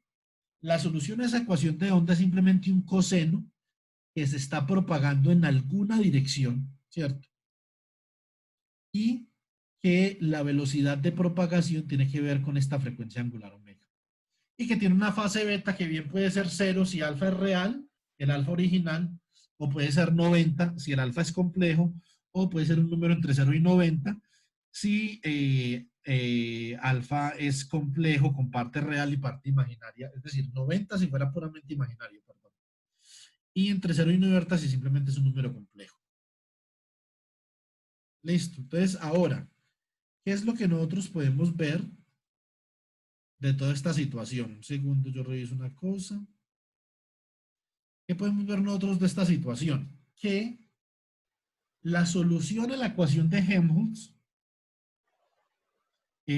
tanto para el campo eléctrico como el campo magnético, lo único, o para la inducción magnética, lo único que tiene que cumplir es que la dirección de propagación sea ortogonal al producto cruz entre las direcciones de cada campo, y ese producto cruz va en dirección del vector de Poynting. Como podemos ver, la dirección en la que se propagan las ondas es Y. Por eso, cada onda acá depende de una constante E0 y B0, que puede ser cualquier cosa, puede ser una fase, puede ser simplemente un número, puede ser cualquier cosa, pero las componentes armónicas dependen de Y porque Y es la dirección de propagación, ¿cierto? Y omega es la frecuencia que dividida por el vector de onda y puesta entre raíz nos da la velocidad de la onda. Listo. Ah, no, la frecuencia angular dividido del vector de onda, perdón, nos da sencillamente es la velocidad de la onda. Listo. Entonces, ahora vamos a elaborar un poquito más. Nosotros acabamos de ver que estas soluciones de esta ecuación de onda aquí se están propagando en el eje X, perdón, en el eje Y positivo, que yo lo he escogido, hacia la izquierda, observen. Pero, ¿quién nos dice a nosotros que esas ondas también no se pueden propagar en dirección Y negativa? De hecho, como muy bien Harbin lo planteó la semana pasada, estas ecuaciones de este tipo, estas ecuaciones de onda de este tipo, como las que tenemos aquí a mano derecha, estas ecuaciones de onda admiten dos tipos de soluciones. Admiten una solución que es viajera hacia el lado, por ejemplo, hacia el lado derecho, y viajera hacia el lado izquierdo. O si ustedes quieren, admiten una solución progresiva y una solución regresiva. Esto es importante. Ahora, una distinción que debemos hacer es que esto no le pertenece exclusivamente a las ondas lineales, ni a las ondas homogéneas tampoco. Por eso tenemos que dar esta discusión para nosotros poder hacer una distinción clara entre lo que es homogéneo y lo que es no homogéneo, y qué podemos esperar nosotros de la función de Green que vamos a obtener para el caso dinámico de los potenciales electromagnéticos, ¿cierto? Entonces, ¿será que nosotros debemos esperar de la función de Green que tenga una solución progresiva y una solución regresiva? Pues realmente sí. Entonces, eso no tiene que ver exclusivamente con el hecho de que esto sea una ecuación de onda lineal y homogénea, ¿cierto? Las ondas, por lo general, se pueden expresar como ondas regresivas y ondas progresivas. Lo que pasa es que para el caso de un solitón o de una onda no lineal, no va a ser tan trivial como la superposición, porque no podemos utilizar el principio de superposición o reciprocidad para solucionar ecuaciones diferenciales. Eso es todo. Ahora, ¿cómo comenzamos? Vamos a suponer, vamos a fijarnos para la ecuación de onda que tenemos a mano izquierda, la parte superior, vamos a suponer la condición que tenemos en la parte superior derecha, que es W igual a Z menos más CT. Si nosotros calculamos la derivada de ese W con respecto a T, que simplemente es una relación lineal, obtenemos que es menos más la constante C que yo he definido. Ahora lo que yo quiero hacer es que en términos de W, de esa función W, o de esa variable W más bien, yo quiero reexpresar la ecuación de onda para psi de z, t, es decir, esta es simplemente una ecuación de onda en una dimensión. O sea, acá estamos haciendo una simplificación como para, digamos, poder avanzar, pero de todas formas, acá, cuando nosotros hallamos la solución total de la ecuación de Helmholtz, que dice que se puede expresar como k.r menos omega t, entonces perfectamente esto se puede estar propagando en cualquier dirección. No tiene que ser en z, pero en cualquier dirección, ¿cierto? Lo que pasa es que electromagnéticamente, como no tenemos términos que rompan ninguna simetría, entonces podemos rotar los ejes y apuntar la dirección de propagación a una dirección arbitraria que nosotros queramos, porque no estamos moviendo materiales. Cuando ya los campos hay que sumarlos con la polarización y la magnetización, ya la cosa cambia. Entonces, En este momento no hay problema. Entonces, ¿qué es lo que queremos hacer? Esta función de onda psi de z, t, le queremos hallar una ecuación en derivadas parciales que dependa solo de la variable w. Esa es la tarea. Entonces, primero, usando la regla de la cadena, evaluamos la derivada de este conjunto de funciones en el que nosotros hemos expresado psi de z, t, lo expresamos como una psi minúscula que se propaga en una dirección positiva que depende de z menos ct, más una psi minúscula que se propaga en una dirección negativa que depende de z más ct. Cuando nosotros veamos la función de Green para el problema de las ondas, vamos a ver que admite una solución parecida. Y las funciones de Green que caracterizan cada una de estas dos propagaciones independientes son fundamentales, son de carácter fundamental en la física y constituyen una base sólida para la representación de un sistema cuántico en términos de una acción para una teoría de campo. Entonces, eso es importante. Una teoría de campo que admite elementos del orden semiclásico. Cuando ya digamos que estamos muy al nivel cuántico, entonces tenemos que reformular nuestra teoría. Pero por el momento, lo que vamos a ver en el curso y posiblemente en un segundo curso que podemos hacer en diciembre son sistemas cuánticos que admiten una representación de la acción en términos de funciones de Green, que son funciones de Green causales y anticausales, que son análogas a la onda progresiva y a la onda regresiva. Listo. Entonces ahora calculamos simplemente la derivada con respecto a z de cada una de estas dos funciones, de z menos ct y z más ct, como vamos a ver la derivada aquí en rojo, de psi más o menos de z menos más ct con respecto a z, utilizamos la regla de la cadena, da la derivada de la función con respecto a w por la derivada de w con respecto a z, que simplemente es 1, y por lo tanto la derivada de cada una de esas funciones progresivas o regresivas con respecto a z es simplemente la derivada de cada una de esas funciones regresivas o progresivas con respecto a w. Si hacemos lo propio para la segunda derivada parcial, que es la que aparece en la ecuación de onda con respecto a z, simplemente nos da que las derivadas parciales con respecto a z, segundas, las derivadas parciales segundas con respecto a z y con respecto a w son las mismas. Entonces digamos que aquí en términos de las derivadas parciales no hay ningún misterio, por lo menos con respecto a la posición. Vamos a ver con respecto al tiempo. Entonces primero calculamos la derivada parcial de las ondas progresivas y regresivas con respecto al tiempo. Utilizamos la regla de la cadena y ahí nos da que la derivada de W con respecto a T es menos más C, que fue lo que hicimos aquí en verdecito también. Acá lo reproducimos en verdecito igual.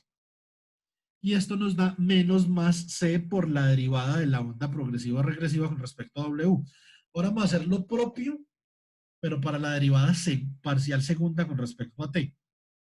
Entonces simplemente es la derivada con respecto a T de la derivada de la onda progresiva o regresiva con respecto a T, la derivada primera, que la colocamos en rojo porque esto lo hicimos en rojito acá arriba.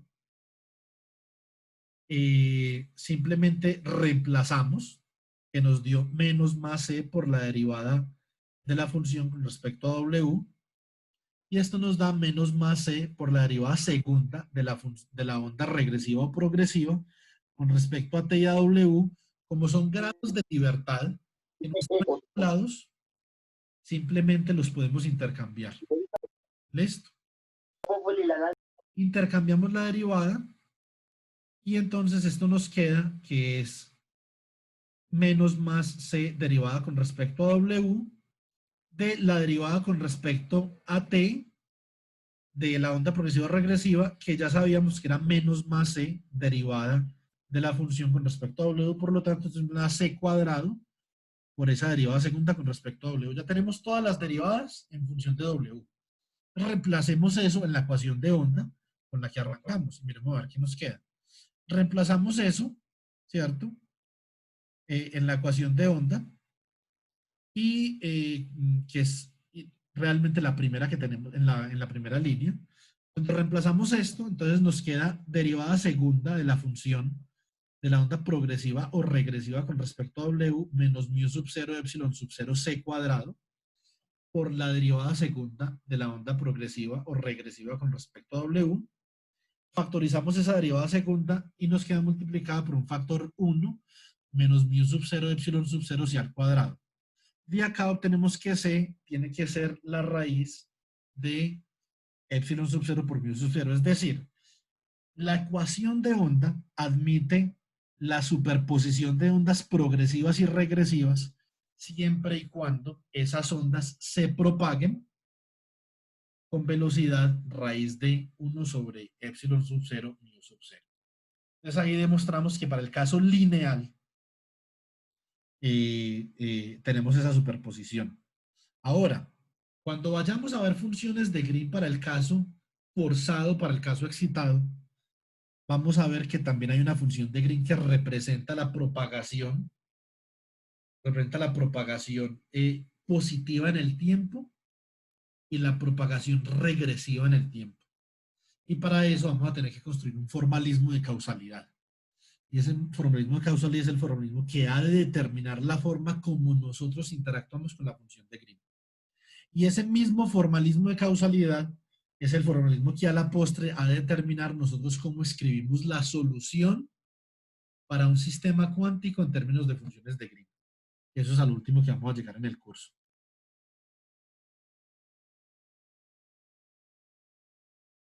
Bueno, no han enviado el link aparentemente.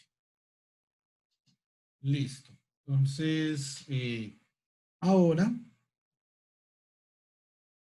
vamos a mirar cómo habíamos, digamos, asumido inicialmente. Esto fue presumimos que había variación armónica, ¿cierto? Entonces, nosotros aquí podemos demostrar que realmente hay variación armónica, ¿cierto? Entonces, no simplemente es una imposición sobre la función de onda, es una consecuencia natural de la geometría diferencial de la función de onda, ¿cierto? Existe una variación armónica.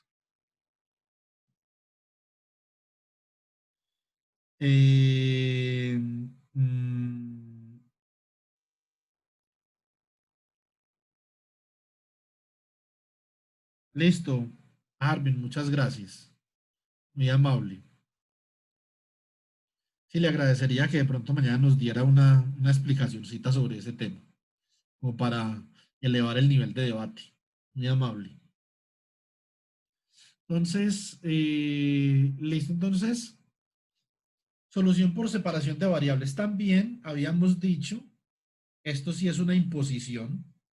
Es una imposición que vamos a hacer sobre las ecuaciones en derivadas parciales lineales y homogéneas, que a la postre, digamos, va a resultar ser conveniente para el caso de la ecuación de Laplace, para el caso de la ecuación de onda, bueno, ese tipo de situaciones. Entonces, para el caso de la ecuación de difusión, inclusive, ¿cierto? Difusión en difusión homogénea, por lo menos. Entonces, si nosotros consideramos un problema en una dimensión en el espacio, entonces podemos esencialmente escribir la función de onda que depende de z, t como una función psi de z por una función phi de t. Ahora, tenemos aquí unos apartados importantes. ¿Qué significa realmente separar variables? Es factorizar una función como un producto de funciones de una sola variable, dictando así la independencia entre los grados de libertad. Cada función de un grado de libertad en particular posee una dinámica independiente de los otros grados de libertad. Es decir, la dinámica espacial de psi y la dinámica temporal de phi son completamente independientes. Cada función de un grado de libertad en particular posee una dinámica independiente de los otros grados de libertad. Bueno, objetivo.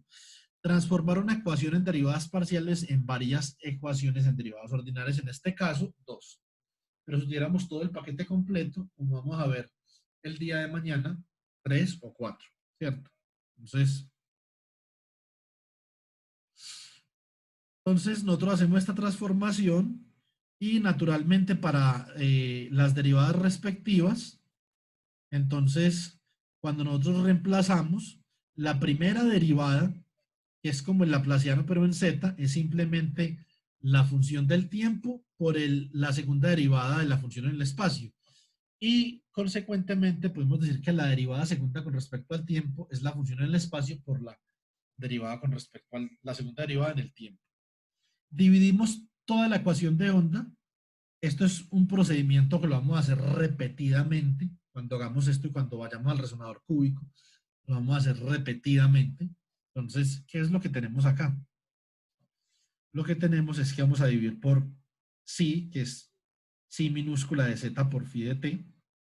Dividimos ambos lados, ¿cierto? Reemplazamos las derivadas. Cancelamos cada término. En una parte se cancela phi, en la otra parte se cancela psi. Y obtenemos que 1 sobre psi por la segunda derivada de psi con respecto a z menos 1 sobre c cuadrado por la segunda derivada de phi con respecto a t, bueno, por un factor de 1 sobre phi. Entonces la suma de esas dos es igual a 0. Noten una cosa, esto digamos es importante cuando estamos evaluando la separación de variables. Para poder que la suma de esas dos cosas de 0, esto es importante. Cada cosa por individual ha de ser una constante. Porque si lo que está en rojo depende de z y lo que está en azul depende de t, pues realmente la suma nunca va a ser 0, porque son dos grados de libertad diferentes. A no ser de que z y t sean 0 ambos, ¿cierto? Entonces han de ser constantes. Y vamos a decir que son kz al cuadrado, las constantes. Bueno. Entonces, o menos kz al cuadrado, pues eso, digamos que no importa mucho, pero para hacer el problema menos complicado desde el punto de vista de la parametrización, la escogemos así para que obtengamos dos osciladores armónicos, tanto para la variación espacial como para la variación temporal, y tenemos soluciones en rojo y en azul dadas de esta forma por estos parámetros que dependen de K sub Z. Una cosa importante acá, chicos, y acá es donde va el teorema de la superposición de lo que hablamos ahorita tanto, que la superposición de soluciones es una solución. Estas soluciones, naturalmente, van a ser para un valor de esa constante que nosotros hemos asignado, ¿cierto? Entonces, nosotros hemos asignado a esa constante kz un valor cualquiera. Pero para cada kz diferente vamos a poder tener una solución diferente a esa ecuación. ¿Eso qué significa? Que las soluciones que estamos escribiendo aquí es para un kz particular. ¿Listo? Y como para un kz particular es solución, la suma también es solución por la linealidad. Entonces la solución general simplemente es la suma sobre los posibles kz de ese producto. Reemplazamos los productos que acabamos de obtener. Entonces en la segunda línea simplemente multiplicamos esos dos paréntesis. Ustedes pueden seguir la multiplicación con los colores. Ya en la tercera línea ya factorizamos. Y ustedes pueden observar que tenemos términos. Tenemos términos que van como kz por z más omega sub kz por t. Omega sub kz es una frecuencia que depende de kz naturalmente, ¿cierto? Entonces, porque de eso se trata el problema. Y otros términos van como kz por z menos omega kzt. Nosotros podemos, o lo que nosotros queremos, es expresar la solución general como este tipo de solución que inferimos que se puede dar en ese tipo de problemas, que es una solución progresiva y una solución regresiva, ¿cierto? Entonces, vamos a ver qué podemos hacer para llegar allá. Entonces, lo que vamos a hacer es en cada una de las exponenciales en púrpura que aparecen en la tercera línea. En la última línea vamos a factorizar kz. Y entonces nos queda un término, cuando factorizamos kz, unos términos nos quedan multiplicados por z más omega kz sobre kz por t, y otros términos nos queda z menos omega kz sobre kz por t. ¿Listo?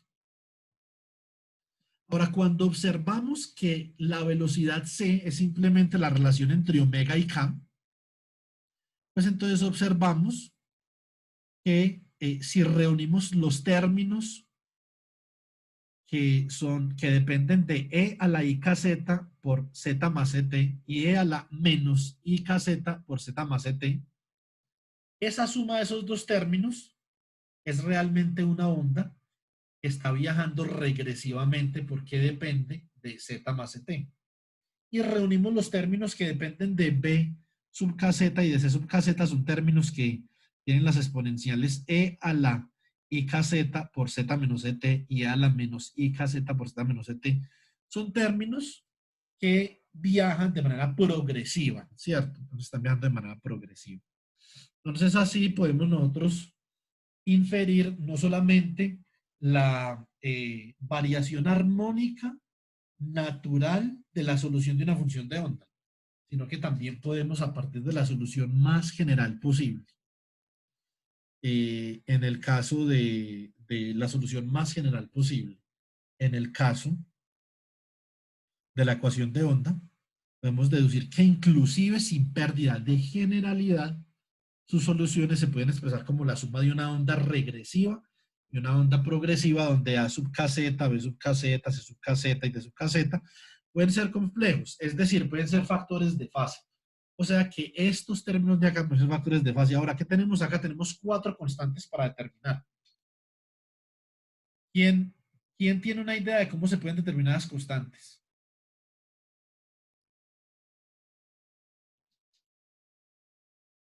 ¿Cómo se determinan esas constantes en los problemas con valores en la frontera? Condiciones iniciales. Con condiciones iniciales, con condiciones de frontera. Condiciones de frontera. Muy bien, Melissa, Alejandro. Y bueno, Sadán, digamos, con las condiciones del problema. Si las condiciones iniciales, a ver, si las condiciones, es decir, las condiciones iniciales sirven para uno parametrizar, por ejemplo, no, sí, Jalil tiene razón, las condiciones iniciales también. Lo que pasa es que las condiciones iniciales básicamente sirven para parametrizar una función en términos eh, para parametrizar una función en términos de series de Fourier. Pero realmente aquí lo que estamos buscando es el problema que se puede solucionar con condiciones de frontera. Listo. Entonces ahora, tenemos 4 constantes. Si yo expreso el problema de esta forma, tanto para la onda regresiva como para la onda progresiva, digamos que no hay ninguna dificultad porque siguen habiendo 4 constantes. Es decir, desde el punto de vista desde el punto de vista de la teoría de representación, el problema es equivalente, porque antes estaba A, B, C y D, y ahora tenemos N, delta, M y teta, ¿cierto? Sino que lo que queremos hacer acá en este caso es esencialmente cuando nosotros ya decimos que una constante, aquí, ¿cuál es la simplificación? Decimos que una constante es el complejo conjugado de la otra siendo N y M reales. Y cuando nosotros decimos eso, simplemente expresamos la onda regresiva y la onda progresiva como la suma de senos y como la suma de cosenos con una fase, ¿cierto? Entonces, que eso es esencialmente a lo que habíamos llegado anteriormente para el caso de la onda electromagnética propagándose en el vacío, ¿cierto? Pero haciendo, digamos, que la imposición de variación armónica a la fuerza. Acá no lo hicimos a la fuerza. Acá demostramos que la variación armónica sale de manera natural de la función de onda y que sin pérdida de generalidad la solución de la función de onda se puede expresar como una onda regresiva más una onda progresiva. Listo. Entonces, yo creo que esto es todo por hoy. Falta un minuto. No creo que en un minuto alcancemos a ver el campo eléctrico oscilante en un resonador cúbico. Ahora, ¿cuál es la idea de este problema del campo eléctrico oscilante en un resonador cúbico? Así, digamos que en pocas palabras, para que lo discutamos mañana, tan pronto comience la sesión. La idea es que nosotros, ya sabiendo que hay una variación armónica, a partir de la ecuación de onda para un campo eléctrico dentro de esta caja cúbica, que se conoce como resonador cúbico o como cavidad resonante, entonces nosotros podemos crear unas condiciones para que el campo eléctrico resuene dentro de esta cajita. ¿Qué significa que resuene? Entonces, la resonancia es una condición que se da entre dos o más sistemas cuando estos sistemas se transfieren energía sin lugar a disipación. ¿Listo? Por ejemplo, como el caso que les mencioné más temprano del circuito LC, no RLC, LC, en el que la inductancia, almacenando energía en forma de campo magnético, le transfiere la energía al capacitor, este la almacena en forma de campo eléctrico, y así el campo eléctrico y el campo magnético comienzan a oscilar en el espacio de energía que representa la energía de todo el sistema. Entonces, un sistema le transfiere energía al otro, la absorbe, después se la transfiere, pero realmente esa energía nunca se disipa porque no hay fenómenos resistivos. Como nunca se disipa porque no hay fenómenos resistivos, pues entonces naturalmente tanto la respuesta de la corriente como la del voltaje son oscilaciones a frecuencia constante y amplitud constante, ¿cierto? Oscilador armónico común y corriente. Bueno, entonces, eso es la resonancia. Un resonador es un dispositivo, el resonador es un dispositivo dentro del cual se pueden dar fenómenos de resonancia. Entonces, ¿por qué escogí este problema para solucionar las condiciones de frontera? Porque observen que en el problema que vimos hoy no determinamos las constantes, no determinamos cuánto tiene que ser ni n, ni m, ni las fases desde ninguna perspectiva. Eso lo dejamos expresado. Pero hay que elaborar sobre eso porque eso nos va a dar una idea muy importante sobre la similitud que hay entre la mecánica ondulatoria de Schrödinger y la mecánica ondulatoria clásica. Eso es clave para nosotros poder entender por qué el problema de la ecuación de Schrödinger es simple y llanamente un problema clásico. Ahora, hay personas también, por ejemplo, que han arguido que el problema de la ecuación de Dirac es un problema clásico también. La ecuación de Dirac es una ecuación de onda común y silvestre. Lo que pasa es que la ecuación de Dirac tiene una cosa que tiene una particularidad que los sistemas clásicos no tienen. Y es que las constantes que aparecen en la ecuación de Dirac obedecen una álgebra especial. Y esa álgebra especial es el álgebra que constituye la base de la segunda cuantización para fermiones. Entonces ya digamos que decir que la ecuación de Dirac es así tan clásica como tal, de pronto la estructura sí es una estructura clásica, pero la solución de la ecuación de Dirac, lo que subyace de la física de la ecuación de Dirac no es tan clásico, ¿cierto? Tenemos el concepto de spin, tenemos el concepto de anticonmutación, ¿cierto? Y tenemos el concepto del álgebra de Clifford. Entonces, pero la ecuación de Schrödinger, sí, digamos que nosotros podemos perfectamente, desde la ecuación de onda para un campo eléctrico, llegar a la misma conclusión que llegamos a la ecuación de Schrödinger desde el punto de vista de la mecánica cuántica. Eso lo vamos a ver mañana con este resonador cúbico para el campo eléctrico, y vamos a observar que la mecánica clásica, y esto es importante, también admite la cuantización de los modos. Como si usted estuviera propagando ondas en un tubo abierto, semiabierto, cerrado, también los modos están cuantizados. Es decir, la cuantización de la energía, que básicamente subyace del hecho de que se cuantiza el vector de onda, y como la energía es h barra al cuadrado k al cuadrado sobre una partícula libre, no es única y exclusivamente de la mecánica cuántica. Los fenómenos ondulatorios también poseen, digamos, tal característica. Y con esto, digamos que cierro la discusión. Si las diapositivas, Jorge, siempre las subo cuando termino el módulo. Entonces, como apenas acabamos por la mitad del módulo, entonces estas diapositivas también las voy a subir. Listo. Entonces, estas diapositivas se las subo el jueves. Más o menos el jueves cuando ya terminemos el módulo. Listo. Bueno, entonces podemos